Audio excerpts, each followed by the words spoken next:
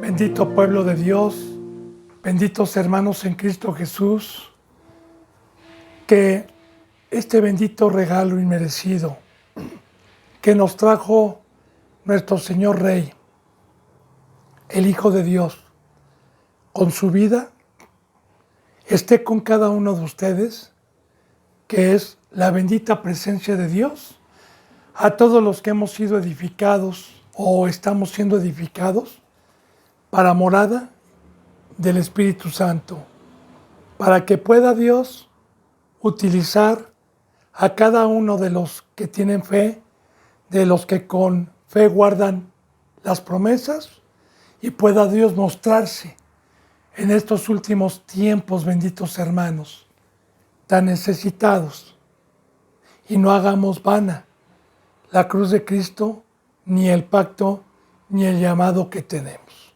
Así son mis deseos, porque todo aquel que tenga entendimiento y tenga temor, y cuando nuestro Señor venga y nos haya haciendo así, vamos a la vida eterna.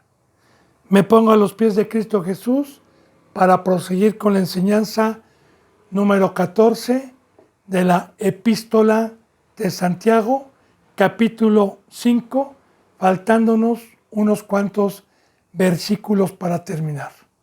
Recuerde, bendito pueblo de Dios, que todas las enseñanzas son de 1 hora, pasadito con unos minutos, pero esta ocasión, para no revolver las enseñanzas en YouTube y poderlas encontrar en un orden, pues lo que me reste de tiempo, unos 15 minutos, 20 minutos, no sé cuánto me vaya a llevar estos versículos, pues bueno, sabe que no es porque por pereza o por no querer dar la palabra.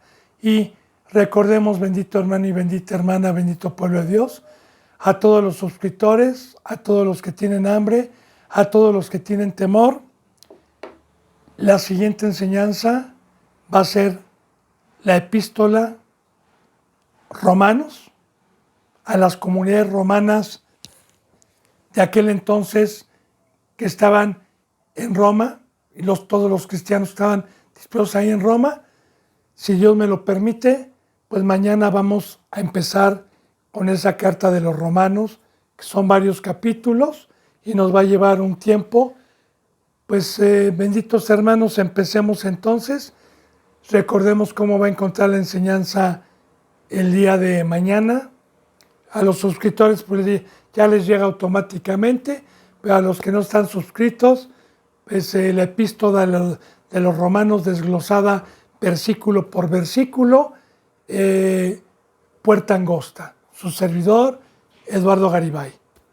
Bueno, prosigamos entonces con la palabra. Siempre le pido yo esta bendita Biblia en mano. 5:15. Allí en el 14 estábamos viendo de alguna enfermedad física que tenga algún hermano y que se le hablara a los ancianos y que se ungiera con aceite, posición de manos, para sanarlo. Ya no me voy a detener a explicar lo que ya vimos ayer. Versículo 15 dice, y la oración de fe salvará al enfermo. Ahora, recordemos, bendito hermano y bendita hermana, mire,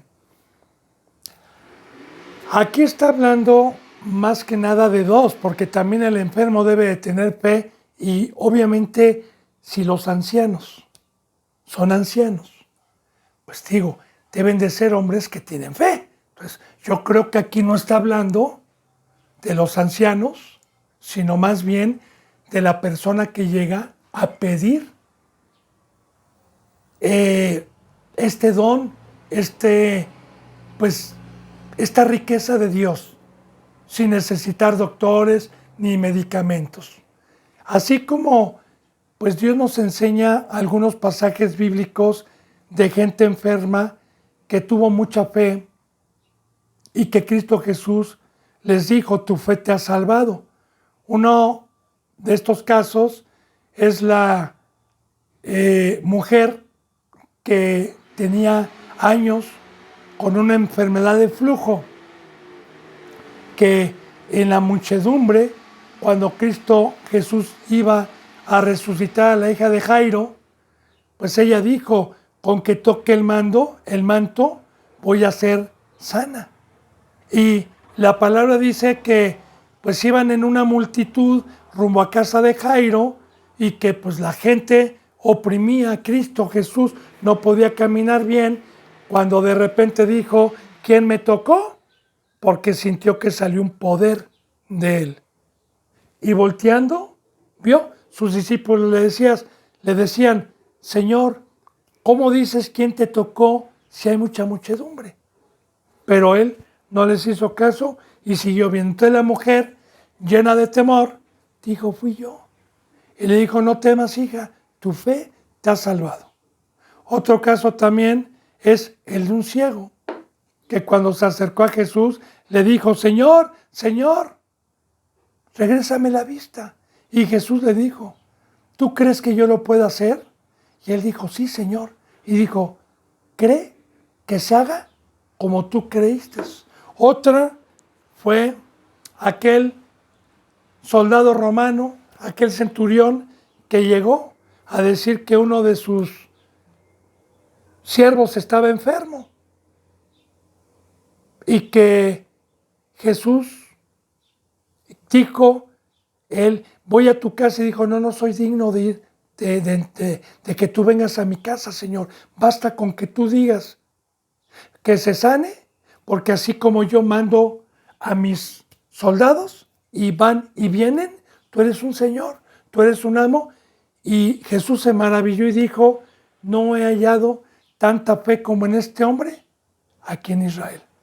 Entonces, se acerca un enfermo, bendito hermano y bendita hermana, y es muy importante que los ancianos obviamente tienen fe, pero esa oración va a salvar la fe que tenga el enfermo. Ya vimos ayer, si no está en una prueba, si no hay algo por el cual Dios también le haya dado pues algún castigo por practicar el pecado, por algo, entonces nosotros podemos orar, o los ancianos, que son apóstoles, maestros, profetas, evangelistas, diáconos, diaconisas, pero que tienen ya un cierto crecimiento, un cierto tiempo, sabiduría sobre todo, porque no habla de una edad física, no habla de un anciano de 70, 80 años, no, habla de un crecimiento y de un discernimiento espiritual.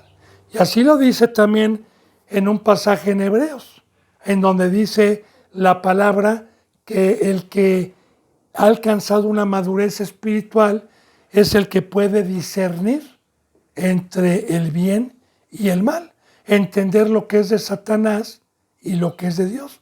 Es el que ha alcanzado una estatura espiritual, es el que se puede considerar como un anciano. Pues, un anciano, le vuelvo a repetir, obviamente tiene fe. Entonces, estamos hablando de la persona que se acerca, que crea que hay un Dios, que crea que hay un poder. Por eso dice, la oración de fe salvará al enfermo, y el Señor lo levantará de la enfermedad.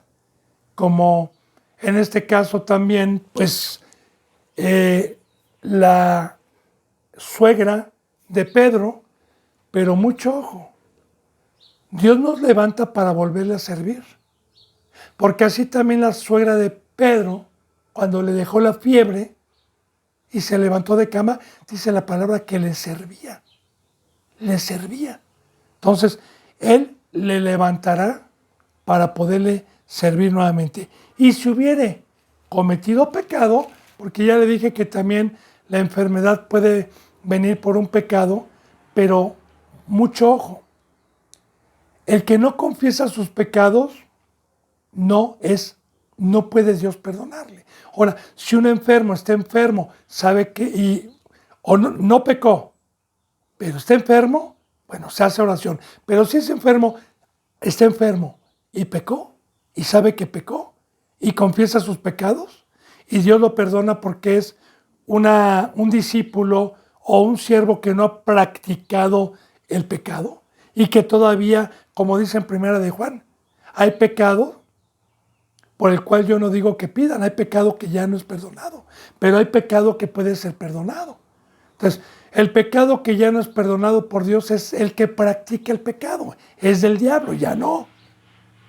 Pero el que tropieza en uno u otro y que confiese su pecado, entonces, aparte de que Dios va a sanar de la enfermedad, aparte lo va a perdonar de los pecados. Por eso dice en el 16, confiesen vuestras ofensas unos a otros y orad unos por otros para que sean sanados. La oración eficaz del justo puede mucho. Anteriormente, bendito hermano y bendita hermana, yo no podía entender el por qué tenía que confesar mi pecado, como en el catolicismo, pero de diferente manera, porque ahí nada más es al Padre, que no, yo no le llamo Padre ya, ¿verdad? Así se le conoce, y que tampoco es bíblico eso, porque aquí dice muy claramente, confiese sus pecados unos a otros. Y le voy a decir por qué. ¿Por qué es que yo tengo que confesar mi pecado? Yo peco, me enfermo o no me enfermo físicamente, pero sí espiritualmente, y Dios no oye al pecador, para empezar. Ahora bien, si yo sé que mi hermano es justo y no peca y no está practicando el pecado, y 2 o 3 hermanos, yo voy a ir corriendo a decirles que me ayuden, porque sus oraciones de ellos sí son escuchadas y van a pedir, escúchalo, Señor. Él ahorita está con pecado, escúchalo porque se está arrepintiendo y está cumpliendo un mandamiento de confesar los pecados. En el Antiguo Testamento, de cierta manera también, estaba como una sombra esto que iba a venir, porque en el pueblo antiguo, en el primer pacto, la persona que tenía pecado no lo confesaba, pero lo mostraba con un instrumento que se llamaba cilicio, que eran como unas hombreras que se ponían, y automáticamente, cuando salía al pueblo, estaba mostrando que había pecado. Entonces, eso era como una sombra. Ya le dije por qué. Toda la palabra es de vida. Toda ordenanza es de vida. Entonces, si yo peco y vuelvo a repetir y veo a 3, 4, 5 hermanos, hermanas que son justos, que están en la cruz, yo les voy a decir, ayúdenme, porque quizás a mí Dios no me escuche por el pecado. Por favor, ayúdenme. Y yo sé que Cristo Jesús intercede, porque en Hebreos dice que abogado tenemos para con Dios. Pero también de igual manera, en el nombre de Cristo Jesús, se le pide a Cristo Jesús para que interceda y pueda perdonar por la oración de los justos, que la oración del justo puede mucho. Por eso dice, bendito hermano, confesad vuestras ofensas. Ofensas es pecado, una ofensa a Dios, a Cristo Jesús, unos a otros, y orad unos por otros para que sean sanados. Bien, ya sea de enfermedad física, como lo expliqué en la enseñanza número 13, o ya sea por enfermedad espiritual, porque también el pecado espiritualmente nos contamina, nos trae lepra. Es una enfermedad del pecado, para que sean sanados. Ahora aquí dice, y aquí está la contestación de lo que le vengo diciendo. Mire lo que dice, la oración eficaz del justo puede mucho. La oración eficaz de un justo puede mucho, porque Dios escucha a los hijos que lo están amando, a los que no practican el pecado, a los hijos obedientes. Es, por ejemplo, yo tengo otros 2 hermanos y tengo un padre en donde llega el domingo, yo tengo 10 años, uno tiene 11 y el otro 9, y mi padre no les da domingo. ¿Por qué? Se portaron mal.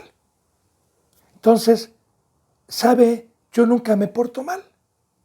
Y mi padre, pues ahora sí que soy su consentido porque soy obediente en todo lo que me dice. Entonces mis hermanos me dicen, por favor, te pedimos, hermano, a ti que mi padre te escucha, porque mi padre, si le toca ahorita, está enojado.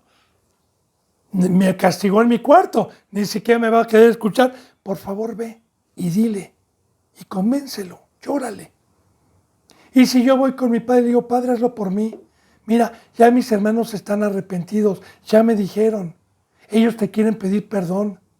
Por favor, padre, yo te lo pido como hijo tuyo. Si es que, pues en algo, padre, te ha agradado, escucha mi oración. Y por ese justo, Dios perdona, hermanos. Entonces, es lo mismo. Claro que le vamos a rogar al Padre, le vamos a rogar al Señor. Ya dije, el principal es nuestro Señor Jesucristo.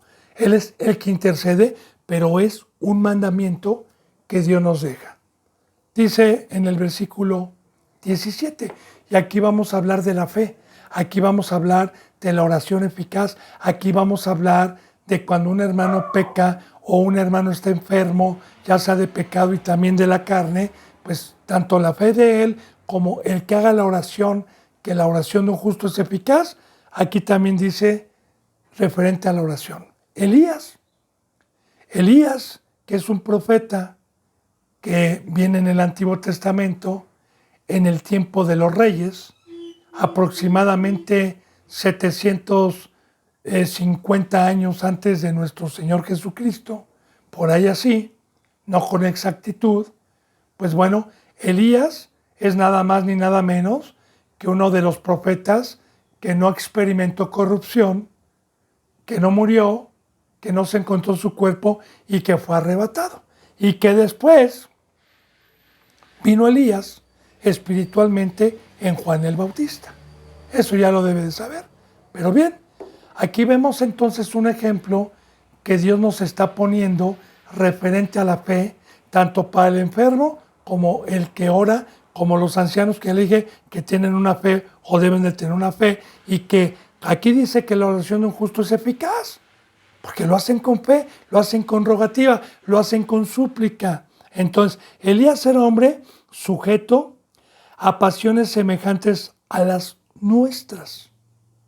¿Por qué nos dice eso y hay una coma?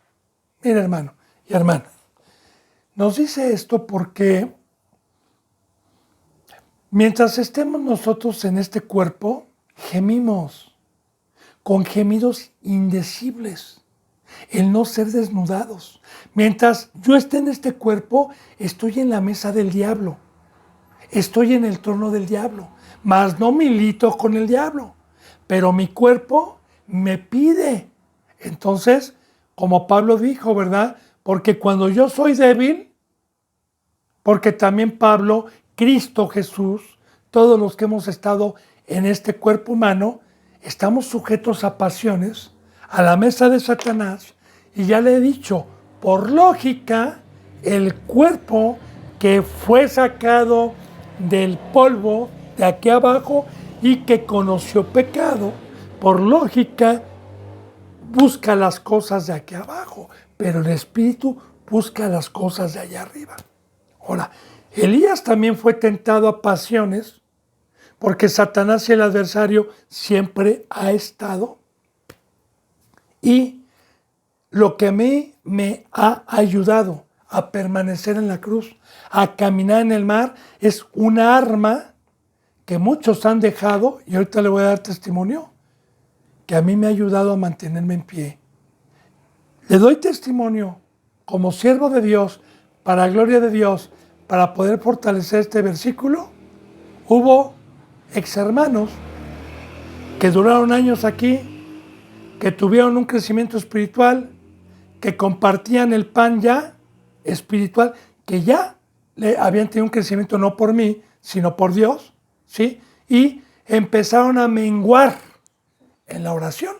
Se lo digo porque luego me decía una de sus esposas, ¿sabe qué, hermano? Es que el fruto que tiene este fulano de tal es porque ya no ora como antes. Ahora ya está orando de 2 horas que oraba, ahora está orando 10 minutos. Y créame, bendito hermano y bendita hermana, que menguó y se fue al mundo. Ahora, Dios nos dice, como nos da un consejo en la epístola de los tesalonicenses, que abundemos más y más en todo. Que no nos conformemos. Y si yo ya llegué a una estatura en donde mi oración matutina y en todo momento que puedo orar y en la noche ya es por años y eso me ha ayudado y por horas, sígalo haciendo, hermano y hermana. Tanto para el enfermo, tanto para los hermanos, tanto para el mundo, tanto para que Dios levante obreros, tanto para uno mismo en las situaciones mientras estamos en este mundo y estamos con pasiones, seducidos en todo momento. Entonces, la oración es una riqueza que Cristo Jesús nos trajo, porque si no tuviéramos el Espíritu Santo y no tuviéramos el perdón de los pecados, Dios no nos oiría. Entonces es una bendición muy grande que echemos mano, pero que lo hagamos entendiendo. Porque aquí cuando dice que Elías era hombre sujeto a pasiones semejantes a las nuestras, y ahí nos dice que oraba, Señor, dame fuerza, Señor, y oró, porque tenía gran oposición también en aquel entonces con el rey Acab, con Jezabel, y lloró fervientemente para que no lloviese. Y claro que hubo una hambruna ahí, que hubo en los tiempos del rey de acá, pero bueno, esa es historia. Y no llovió sobre la tierra por 3 años y medio. Que también todo tiene simbolismos, ¿va? 3 años y medio es el tiempo que nuestro Señor Jesucristo estuvo dando la palabra y luego nos llegó el Espíritu Santo de Dios. Dice, y otra vez oró y el cielo dio lluvia y la tierra produjo fruto. En el Antiguo Testamento habla con ejemplos, con parábolas, porque la lluvia representa el Espíritu Santo de Dios, que es el que me mantiene verde, que es el que me mantiene con el agua espiritual, es el que me mantiene dando un fruto. Hay muchas iglesias que están en sequía, que ya no tienen la lluvia. Ahora, de igual manera, el primer pueblo estuvo seco. Nuestro Señor Jesucristo vino 3 años y medio en un ministerio, porque a los 30 años se bautiza, 33 años y medio va a la cruz, 3 años y medio, y luego desciende el Espíritu Santo y nos da vida para dar un fruto. Descendió la lluvia. Entonces, si algún hermano pecó, o yo pequé y no hay lluvia y no hay espíritu, porque el pecado paga un salario y es la muerte, entonces oremos. Y también, hermanos y hermanas, mientras estemos nosotros en este tabernáculo, en este cuerpo humano, oren fervientemente, porque estamos como Jesús fue seducido y tentado en todo. Y recuerde que dice la palabra, que las oraciones mediante Cristo Jesús son misericordiosas. Él nos escucha porque Él estuvo en el cuerpo humano y fue seducido y tentado a semejanza de nosotros y puede tener misericordia. Bueno, dice en el 19, hermanos, si alguno de entre ustedes se ha extraviado de la verdad y alguno le hace volver. Mire, bendito hermano y bendita hermana, este es un tema muy profundo. Porque hay muchos que van a las congregaciones a buscar que les aplaudan y a buscar el favor del hombre. Porque aquel que exhorta y amonesta puede tener un 90% de posibilidades de que le escupan y de que se molesten por exhortar.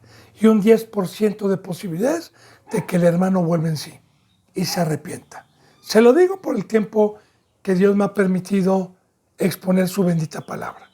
Porque cuando un hermano se empieza a extraviar, empieza a irse al mundo, empieza a irse por la puerta ancha, y he ido en el nombre de Cristo Jesús a reprenderle, pues la mayoría de las veces se han molestado, me han insultado, muchas veces se han enojado. Pero pocas veces han llorado y ya han regresado. Muy importante, es un mandamiento, bendito hermano. Si usted ha leído, por ejemplo, Eclesiastés, capítulo 1 y capítulo 2, va a poder entender sobre lo que estamos viendo aquí. Como le dijo Dios a Ezequiel, yo te he escogido porque vas a ir con un pueblo de dura cerviz, de poco entendimiento, pecador, vas a ir a exhortarles y a amonestarles y a decirles que están en pecado y que van a la muerte. Y ay de ti, Ezequiel, si no vas y les dices. Todavía le dice Dios, yo te voy a endurecer el rostro delante de ellos como diamante, porque ellos también lo tienen endurecido. Y ahí está hablando, vas a ir con autoridad, como Jeremías también, y como todos los profetas siempre profetizaron el mal para el pueblo si no se arrepentían, porque de esta manera nos ama Dios. Ay de ti, Ezequiel, si no cumples y vas. Porque si no vas y mi pueblo se queda en el pecado, yo voy a demandar la sangre de ellos, de tus manos. Pero tú, Ezequiel, si vas y les dices, y aún así no se arrepiente, tú habrás limpiado tus manos. Se arrepientan o no se arrepientan, tú ya cumpliste, Ezequiel. Ahora, aquí también, bendito hermano, pero recordemos algo muy importante. 99 hermanos estamos bien en una congregación y una ovejita se extravió. ¿Qué dice? Déjalas que están salvas, déjalas que no están pecando, ellas están bien, vete corriendo por esa ovejita que está extraviada.